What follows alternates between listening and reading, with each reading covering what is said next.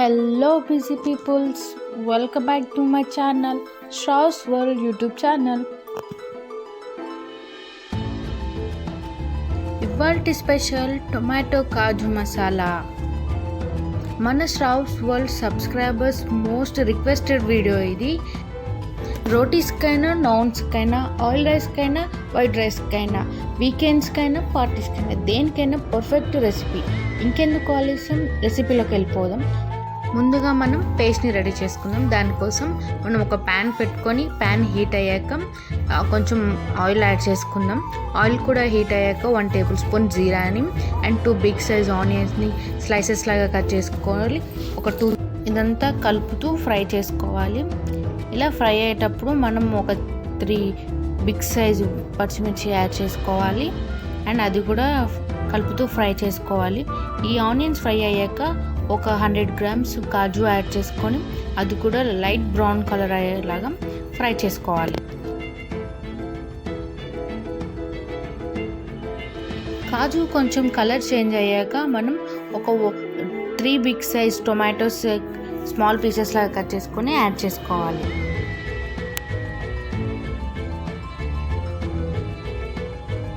ఇలా ఇవన్నీ కలుపుతూ ఫ్రై చేసుకోవాలి. ఒక 5 మినిట్స్ లిడ్ క్లోజ్ చేసి ఇది టొమాటోస్ని కుక్ చేసుకోవాలి. ఈ 5 మినిట్స్ తర్వాత కొంచెం సాల్ట్ యాడ్ చేసుకోవాలి. సాల్ట్ యాడ్ చేసుకోవడం వల్ల వెజిటేబుల్స్ అన్ని తొందరగా ఫ్రై అవుతుంది.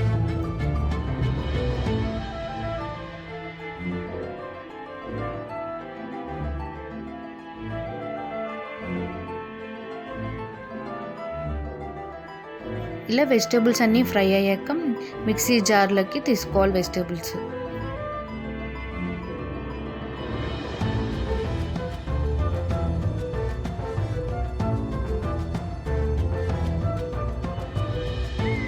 ఇలా మిక్సీ జార్లో యాడ్ చేసుకున్నది కొంచెంసేపు పక్కకు పెట్టుకోవాలి, కూలింగ్ అవుతుంది. ఈలోపు స్టవ్ పైన మరొక ప్యాన్ పెట్టుకొని హీట్ చేసుకోవాలి.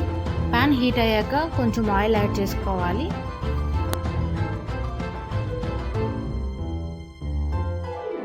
ఆయిల్ కూడా హీట్ అయ్యాక హోల్ గరం మసాలాని యాడ్ చేసుకోవాలి.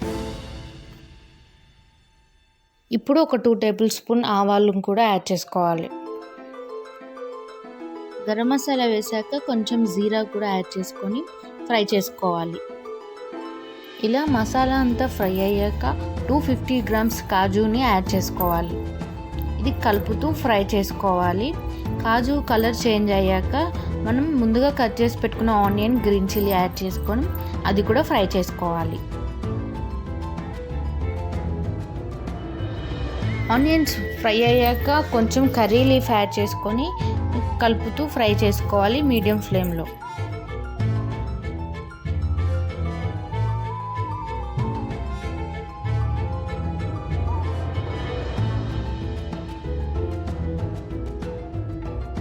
ఇలా కాజు అంతా కలర్ చేంజ్ అయ్యాక కొంచెం జింజర్ గార్లిక్ పేస్ట్ యాడ్ చేసేసుకొని కలుపుకోవాలి.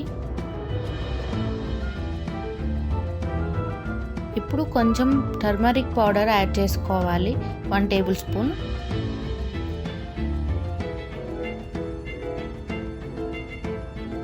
నెక్స్ట్ ఒక 4 బిగ్ సైజ్ టొమాటోస్ని కట్ చేసుకొని యాడ్ చేసుకోవాలి.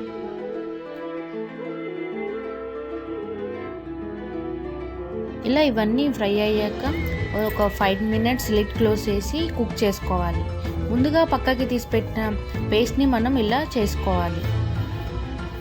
ఇప్పుడు ఇదంతా ఫ్రై అయ్యాక మనం ముందుగా రెడీ చేసి పెట్టుకున్న పేస్ట్ని యాడ్ చేసుకొని మొత్తం మిక్స్ చేసుకొని ఒక 2 మినిట్స్ స్లో ఫ్లేమ్లో ఆయిల్ పైకి తేలే వరకు కుక్ చేసుకోవాలి.